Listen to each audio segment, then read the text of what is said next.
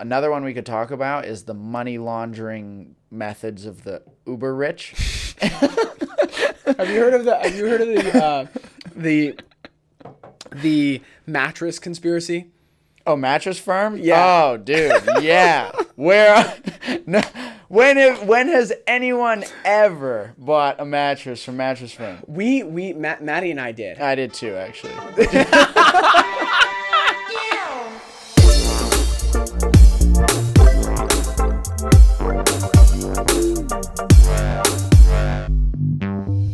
All right, man. All right. Welcome we're back. Here we are. It has been some time. Yeah, it has been. There has been a lot that has happened. You are a dad times 2. Yep. Which is that's like that. I mean, that's the biggest one. That's definitely that's the cause of delay. It's obviously an exciting cause of delay. Yeah. That was crazy. Yeah. Crazy. Was it you? You didn't know the gender until We didn't. That's so crazy. Yeah. Until the day of. Yep. That's so wild. Yeah, we pulled it out and balls and a penis. It's a boy. I actually had a bad angle. The nurse kind of got in my way, and when Maddie pulled him up, she actually got the first view. So I didn't even get to see it before her because I was like trying to maneuver and then like look around, and by the time I was like getting to it, Maddie had already seen it. That's so wild. And saying it was a boy. It's awesome. It's so awesome. That's so awesome. So 2 boys, Yep. like exactly 2 years apart. It's a blast. Dang. So fun. So fun. How's sleep?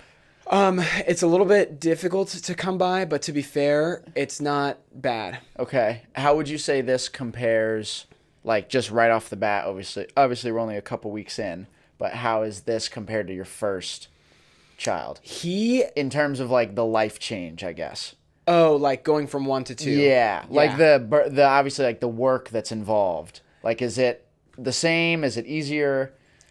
Hezzy's 2. So Okay. like he's manageable.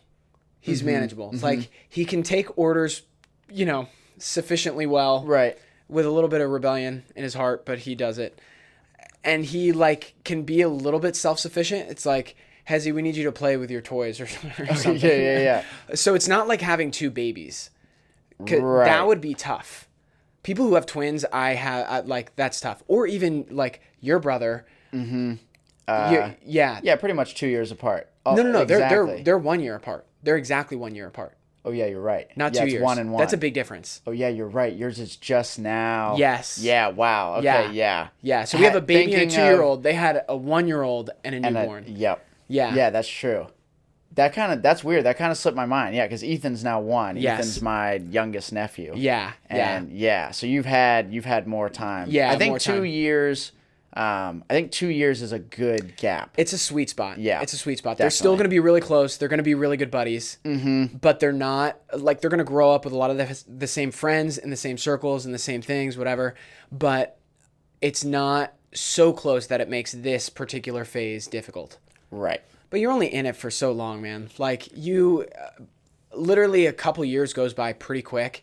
And all of a sudden, it's like, it's easy. Like giving Hezzy to my parents. Mm-hmm. His grandparents. His grandparents is easy.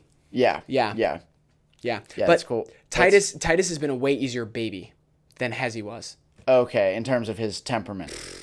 Like, it's not even close. Yeah. It's not even dang. close. First of all, what are we doing, man? We gotta drink. We gotta get to Let's drinking, do it. man. We're drinking. We're drinking bourbon today. Well, we need to introduce the podcast. Oh, we do. Yeah. Okay. Welcome to the Founders Podcast. Yeah, this is this is the Bullstrap podcast where the founders talk all things. All things, everything. Yeah, honestly, we used to kind of confine what we talk about into a certain box, but now it really is just like Whiskey neat. what's current. I wish. Sorry, I need to speak into the mic. No. I wish that I knew bourbon and whiskey better. First of all. Okay, so Woodford Reserve, Kentucky Straight Bourbon Whiskey. Yep. Distillers Select. This is a dumb. This is such a dumb question. This is gonna reveal how little I know. Oh no! But hit me. Bourbon and whiskey. Like, what is the difference between the two? Okay, so in whiskey. Cheers. Yeah, cheers. Here's first. to us. Yeah, I haven't had Woodford in a while. I do love Woodford though. I think it's nothing like too special, but if you're going for a cheap one, it's like just nice. I would say it's more like middle range. A bottle's like what, $30, Yeah, 35 or so. yeah, That is so good to me. it's really good. That is the most Yeah, that's interesting. That's actually really good. like in terms that. of just a bourbon flavor, that is exceptional. There's not anything dynamic or like new to it, but when I think of bourbon, like that's the flavor I'm thinking of, and it's that's so good. What is that? So What is yeah. What's bourbon? Yeah. So bourbon by law, in order to call a whiskey a bourbon, so all bourbon is whiskey, but not all whiskey is bourbon.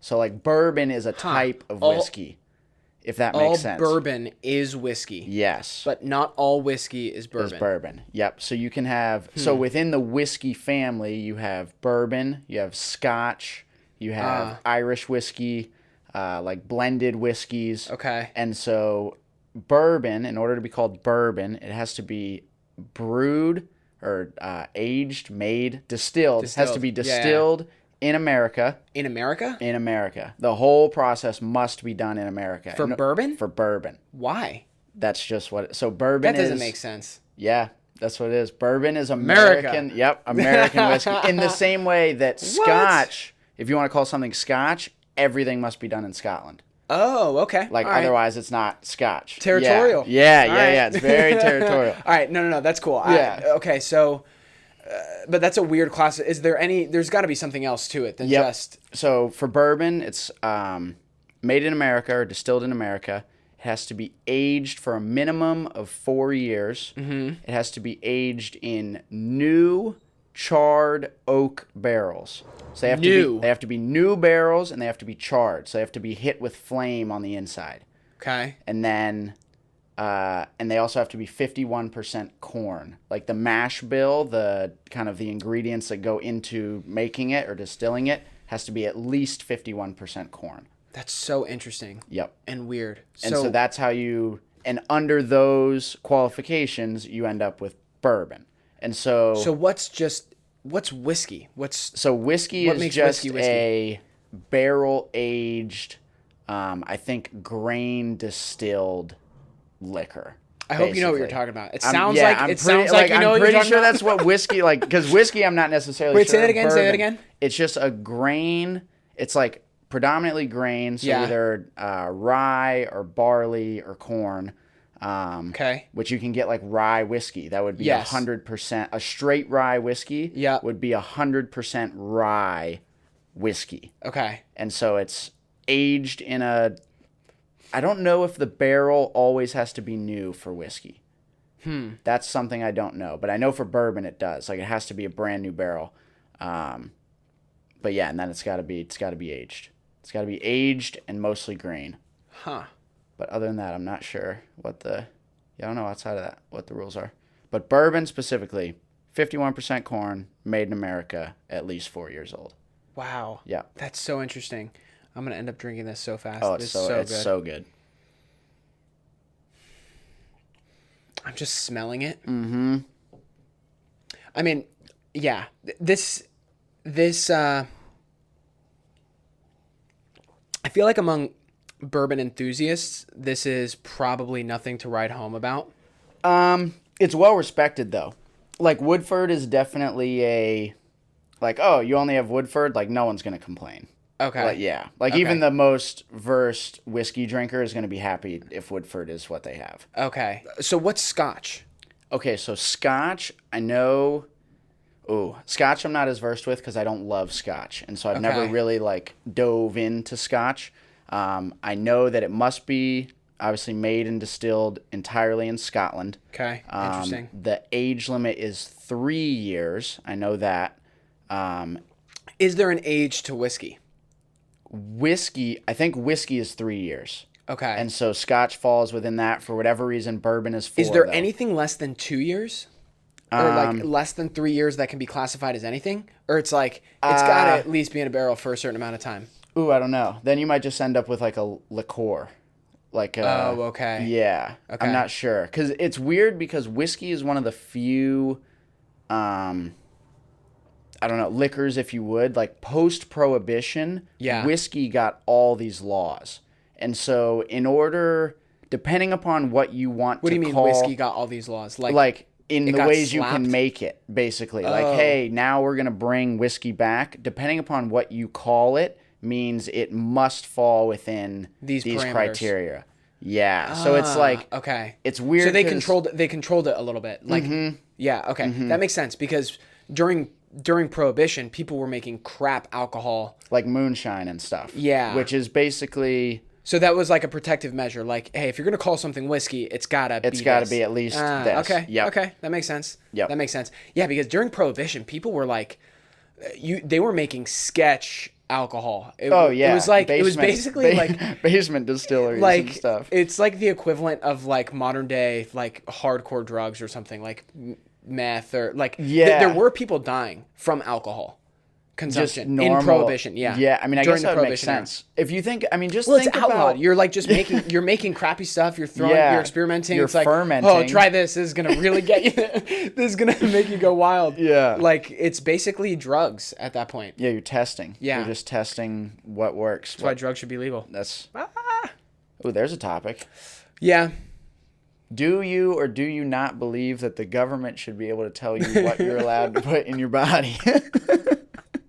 A podcast for another time. Yeah, that's actually a good topic. That is a great We should topic. put that in the back pocket. Yeah. Yeah. I If like you that. guys want us to expound on that, Yeah. like, let us know, because that could be a whole thing. That could be a whole thing. Yeah, that's a good one too. Yeah, dude, that's a tough one for me. I feel like I sit a little bit on the fence, but I lean pretty libertarian when it comes to that. I'm like, man, make it legal, and people have to deal with their own moral decisions, basically. Like, But then where you can, I agree with you, but as someone who save this for another podcast. Yeah, AKA, just go for it right now. I was gonna say, as someone who would debate, though, then you bring in the question of like, okay, well, what about heroin, where like everyone knows that heroin's not good for you?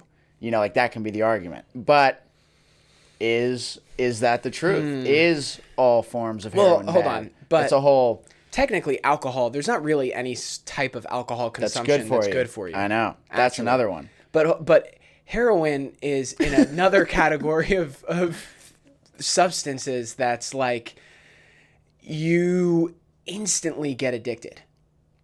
Okay. Like coming Right. off of it is rough. Like it's so heroin's pretty synthetic, right? Yeah, I believe so. I Okay. mean, it's made by the poppy seed. It's within that family. It's an opiate. Okay. To my knowledge, I say that one confidently, but that one I'm not 100% sure on. Okay. I'm pretty sure it comes from the poppy, though. It's within Mason the opiate Hoza, our world. resident Yep. drug and alcohol Oh, expert. man. The opiate world, though, I mean, that's a crazy one. Like, you can say, oh, heroin's so addictive, but, like, so is oxy. Yeah. And we're giving oxy to every surgery patient there is. That's true. And so it's like, okay, what's the... Yeah, like, is that's that true. actually a variable of good or not good? Right. Yeah. Right. Oh, it's a... Yeah, that's always interesting to think about and to hear about is people that like got addicted to oxy. My dad was a... Really? Yeah, he was one of them. He had knee surgery.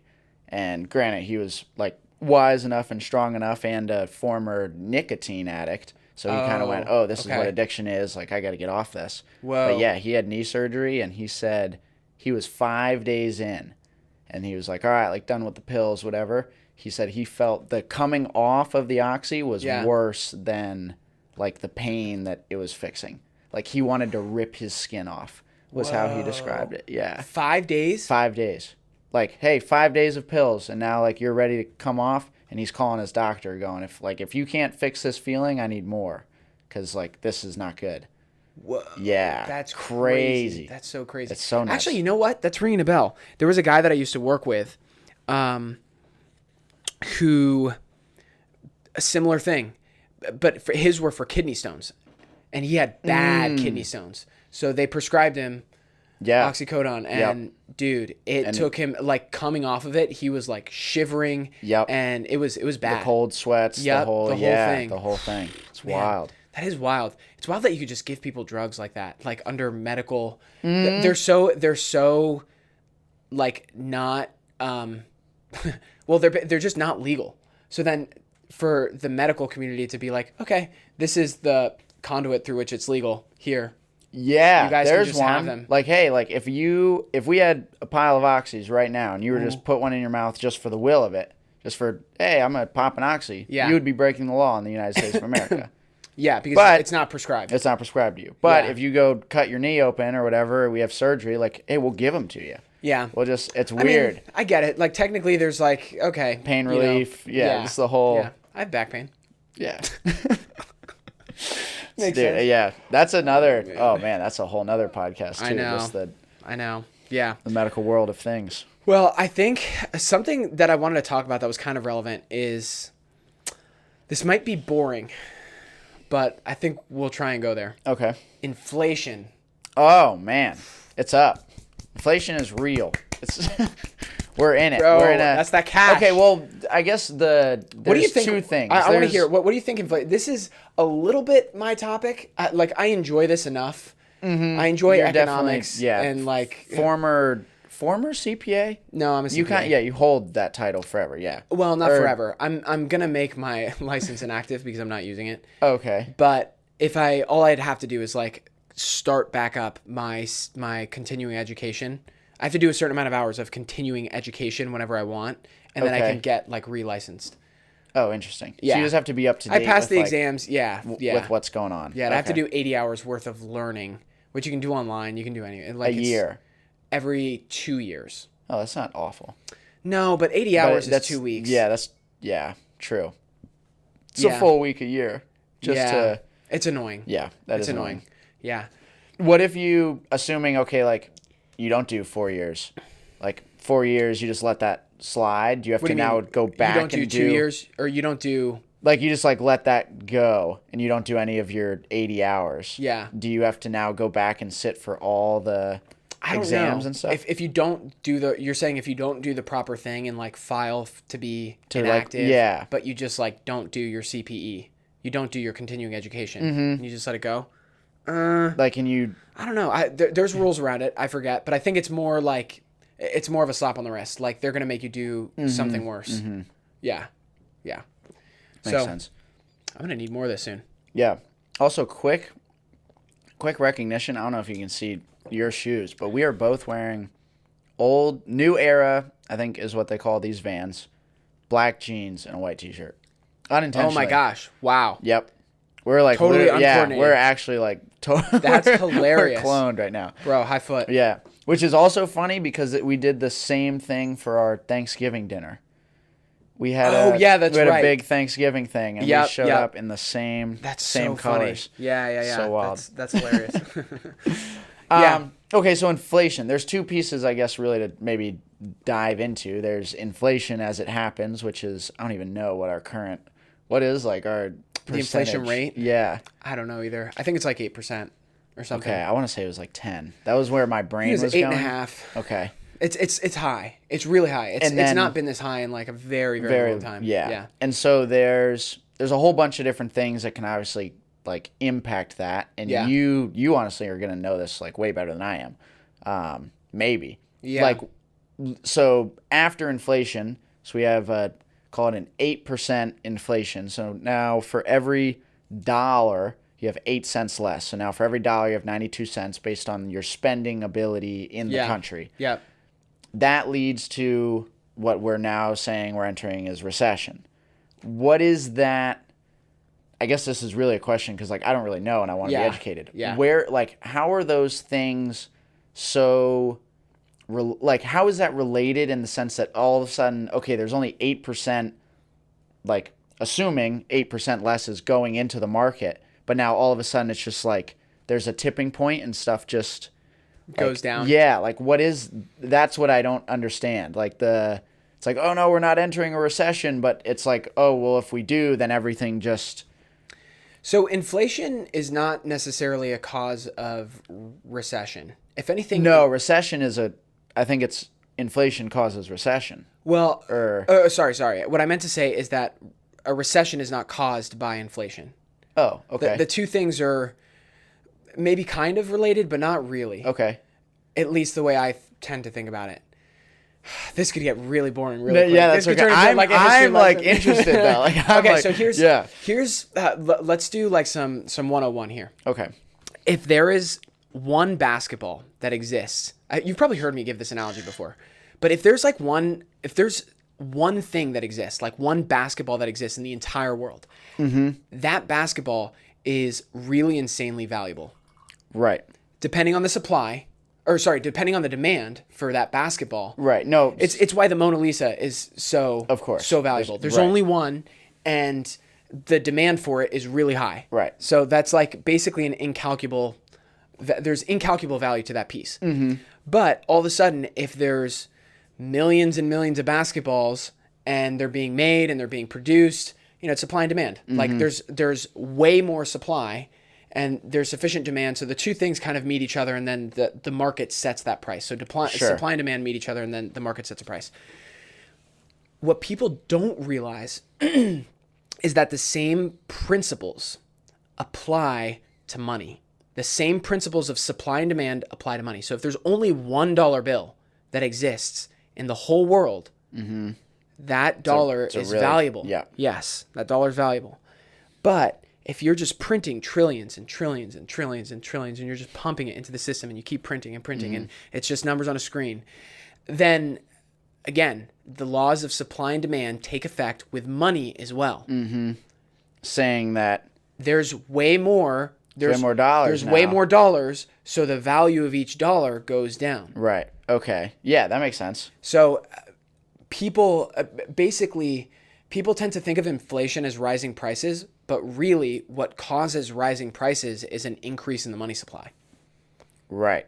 Okay. Right. Okay. Yeah. So and that's why you'll get people talking about a gold standard, because there's a fixed amount of gold and you can only mine so much out of the earth every year. So like it's not rapidly changing. Like you can't just print trillions. You can't, like, there's a finite amount, it's fixed, and it's just to facilitate trade. Like money is no more than that. Right. And when you start playing that game of printing and putting it into the economy, that ends up, it's like stimulus that props up the economy. It like boosts the economy. Inflation actually is good for the economy short term, but then it ends up turning a corner. And now when the Federal Reserve, when the Fed decides to start tightening and they raise interest rates and they're not printing as many dollars, and they're trying to recoup maybe the slow the supply. They're trying to play almost. God and like decide for themselves and make the decisions about the money supply, about interest rates, and about the economy that really should just be done by the market. The market should decide these things and find its own equilibrium, and they are the ones that play with those numbers and tweak things, and it ends up resulting in these booms and busts. Like you go up, and then we inflate, up, and then all of a sudden crash, burn, come down, and then that's like the banks make a lot of money off of these things. So, okay, so my next question would be, and this is actually kind of wild. I feel like what you're describing is almost like a cryptocurrency. like I mean, you're saying like, okay, so like we've got a limited amount of gold. Yeah. I'm going to use Bitcoin because I think that's kind of the only one to like talk about in the world of everyone knowing about crypto. Yeah. Bitcoin, we've got a limited amount of those, and everyone is accessing them. Like there's no government that's necessarily like managing that. Yeah. And so in a way, all of the people are deciding what the value of that is, because as it gets used as like trade, all that stuff, that's kind of interesting. Like until you explain that, I'm not saying that Bitcoin is the answer. Right. But until you kind of started explaining it that way, I'm now going, oh, that's what the craze is. Because now people are going, people view Bitcoin as a gold, as like digital gold. Right. As like an inflation-proof currency. Yeah. Yeah. But obviously I don't think that... There are people who agree and disagree with that. I think blockchain is a really compelling technology, but I just don't think that... I really could be wrong about this. I don't know.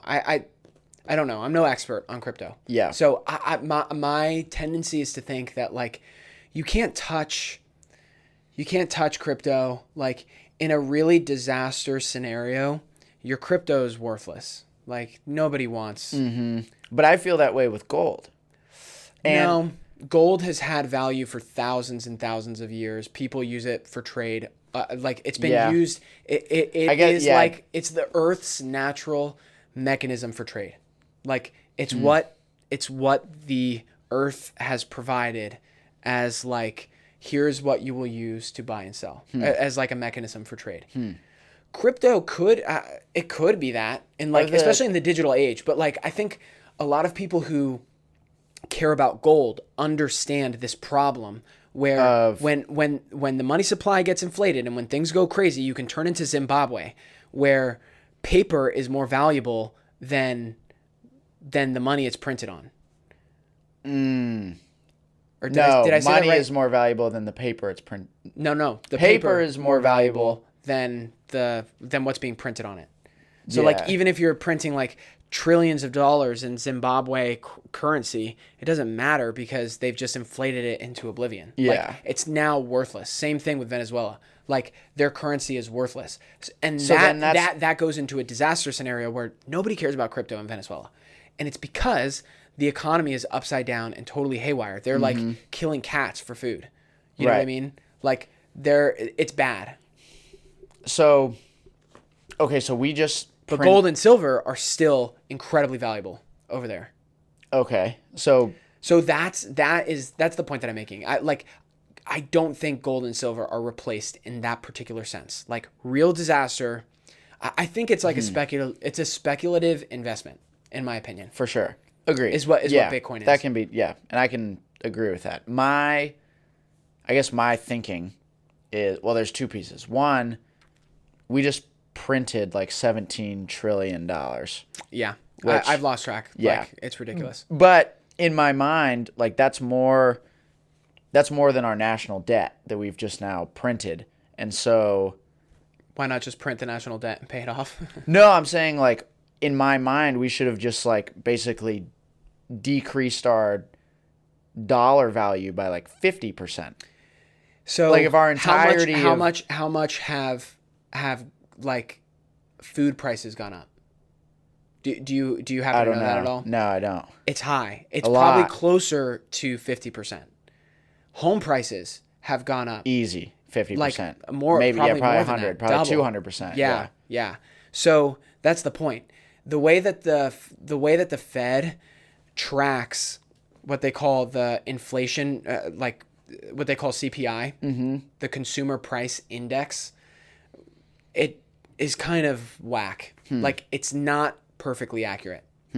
It's not it's not like a really good reflection. And I forget why. I used to be way more well-versed in this, but like, generally speaking, it's not really a good reflection. Like, food has doubled, gas has doubled. That's not good. Home prices have doubled. Yeah. So like, it kind of does reflect like that you've doubled the money supply, but it doesn't take effect right away. There's two things that determine. I feel like this is boring. I'm there's two into it. things. There's two things that determine the increase in or inflation, if you want to call it that. So one is an increase in the money supply. Right. Two is the speed at which, it's called velocity, the speed at which money changes hands.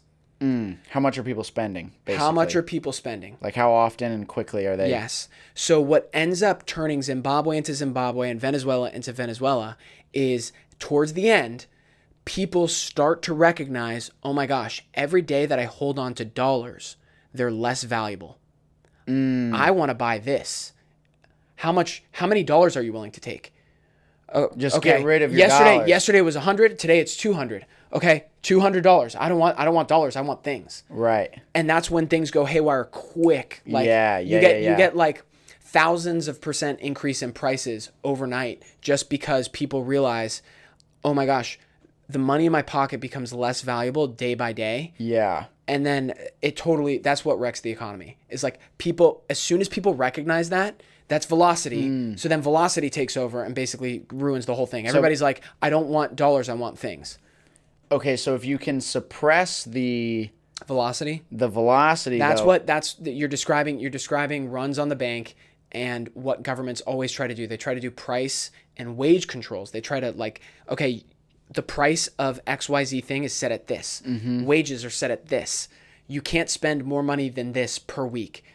They all do this. Yeah. Like when it gets to that point at the end, they're like, oh my gosh, this is going haywire. You can't do this. You can't do this. You can't do this. And then they add all these regulations. Yeah, and then it creates a black market. It doesn't work. You have to let the economy do its thing. Like the economy is, because you run out of business. If you're trying to follow the rules, you're going to run out of business. Yeah. Because you can't charge enough. You can't can't advertise enough. Yeah, it doesn't work. Nothing works. Yeah. Nothing works. For those at home, that might have been a little, like, maybe a little less interesting than it was for me. For me, that was like money. I need that kind of info. Like, I feel like I need like a 15-minute Spark Notes on, like, it can be like really intellectual. Like, hey, here's exactly how it works and how it happens.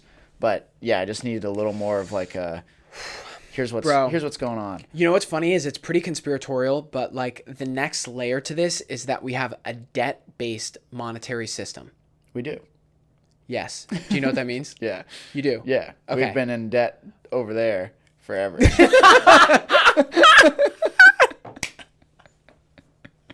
The Rothschildren! Yeah. That whole thing? Basically, like, kind of, but yeah. Yeah, like I totally. But yeah, it's like the idea that no one really we don't really own our own monetary system. It's like, well, everyone's in debt to everyone else, and it just passes this huge money block of like power to power, and kind of. It kind of loses the money of it. Yeah, it's credit theory basically. So I forget if that's the right term, but basically, it's a credit or debt-based monetary system, which means that the way that money's created is not by printing it. It's a misconception.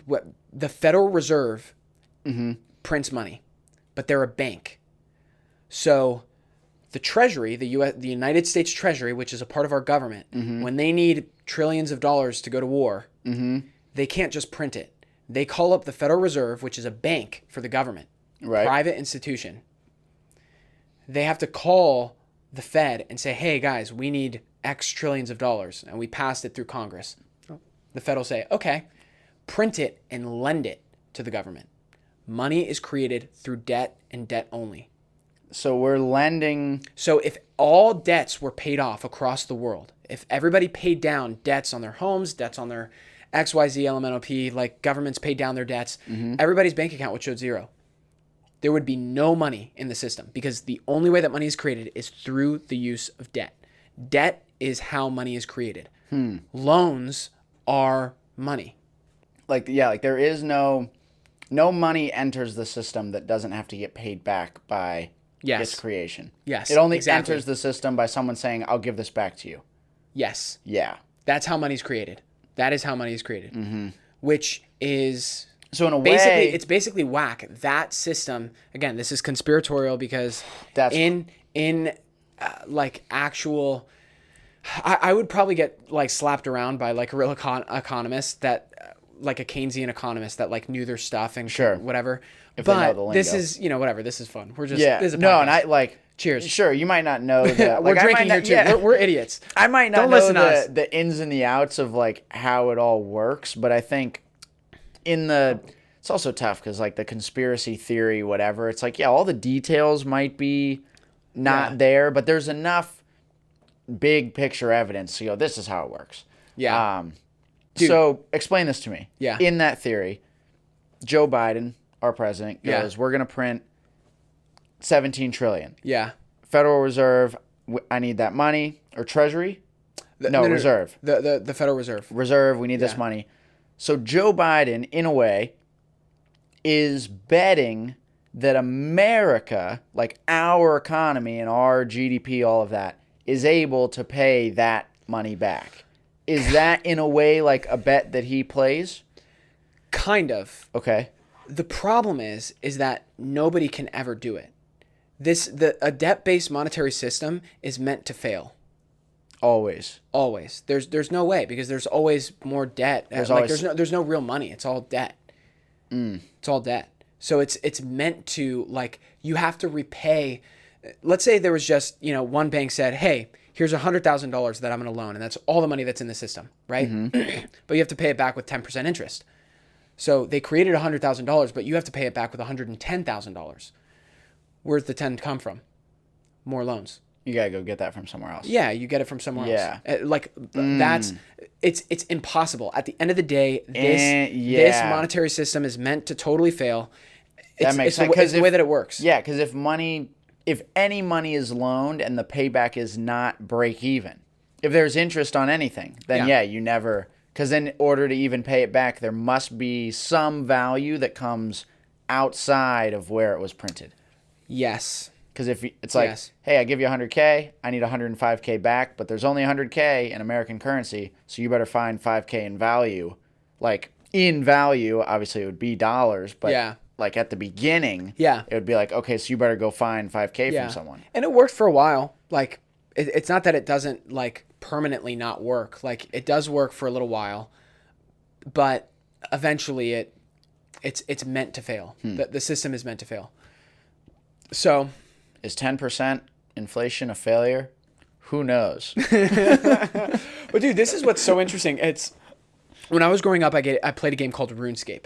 Oh, baller gangster game. Yeah. A lot of people probably won't know what that is, but it's basically like it's an online game, and you have a person. And RPG. It's RPG. Role-play game, a role player game. So like you walk around and you can chop wood and you can fish. And like you basically bring your skills, you can like fight. So you bring your skill levels up, and it has its own economy. But the thing that's interesting about RuneScape is that there's always more coins being made in this game. Coins are never going down. There's only ever more coins being created and circulated because like there's no so basically inflation is happening within the game itself, and it reflects, like if you look at the prices in the game of things that you can buy, the prices are always going up. All of them. Prices are always going up because coins they're losing value because coins are only ever created. Right. Like there's no way to get rid of coins. Yeah, you just keep getting more stuff. So unless we keep adding coins, you get coins from like making things, and then you can sell it. Okay. Like it's got its own economy, which is really interesting. Or if you kill, there's different things that you can kill in the game that like give you money, but it's only ever creating money. Is this an online game? Yeah. Okay. Yeah. That makes sense. Yeah. So they have to be. So it's such an interest. Like that is. I read a whole article on it, and I was like, oh my gosh, it's the same rules that apply to its own little economy that's like happening in this thing. Is so and prices are only ever going up. That's so because wild. money's only ever created. How RuneScape? Obviously, there's supply and demand. So, like, something could pop off, like a Bitcoin that's like, oh, this is the new fad in the game. Like, everybody wants a dragon sword, a dragon blade. And then all of a sudden, the demand for that is pushing the price up. And then supply and demand takes into effect, and then, So you want to know what's wild? What? That's now happening with actual currency in video games, in the blockchain world. What do you mean? Because now, so there are video games now that are built on the back of blockchain. Okay. And so every... Wait. Built on the back of blockchain. So like... Okay, so they're built rather with blockchain. And so there's like the NFT space, if you would. Yeah. So imagine every cosmetic in RuneScape, whether it be a red cape or a dragon sword or whatever, is an NFT. Okay. Ownable by someone. Okay. And so now you're in the video game, you're playing RuneScape Live, whatever, and you discover the one green dragon that there is in the whole game. Okay. Like, there's only one, and now you have it. Yeah. But you can trade it to any player that there is. Like, you can just, like, send it to them within the game. Yeah. So now everyone in that game with, like, Bitcoin or whatever it is now wants to buy your sword. Okay. And they can. So there are people... Wait, what do you mean they can? Like, there are video games now where you link your crypto wallet to it. And, like, I could send you $500, and then immediately it's like, boom, the sword. Oh, real money. It's sold. Yeah. Wait. But what if that person doesn't want to sell? Then they hold it. They can hold it. Okay. But, yeah. But they can actually sell it in the game. So now you go progress in this game and get all the achievements. Like, you can sell them. Like, they have actual transferable... Obviously, there's no real value, but because they're both limited and you can, like, send them Well, to people. value is sort of an ambiguous thing. It's like what people determine that has Yeah, value. So that's if there's demand for something, it will has have value. Right. Yeah. So if there's enough demand to like sell a stupid sword in a video game and like enough people want that, that's demand. Yeah. It's the same thing with art, like private Yes. sorry. Yeah, art doesn't really have value. It's paint on a canvas. But because people say that is, a Picasso painting and it's done in this time period and it's XYZ whatever, then it's like, okay, that has value. Dang, this is a whole nother podcast talk, but We've had like 3 of those. I know we've had good ideas. Another one we could talk about is the money laundering methods of the uber rich. Have you heard of the mattress conspiracy? Oh, Mattress Firm? Yeah. Oh, dude, yeah. When has anyone ever bought a mattress from Mattress Firm? Maddie and I did. I did too, actually. But I went to once, man, you do it once in my whole lifetime. Yes, same. I've bought one $800 mattress in my entire lifetime, and yet there's a mattress firm there's multiple mattress firms in like every city. Yes. Yeah. Yeah. It's when like you go down, it's crazy. Yeah, it's wild. It's so that is crazy. a big one. What were you going to say? I think it's capital gains. Okay. Yet you pay no gains tax on fine art.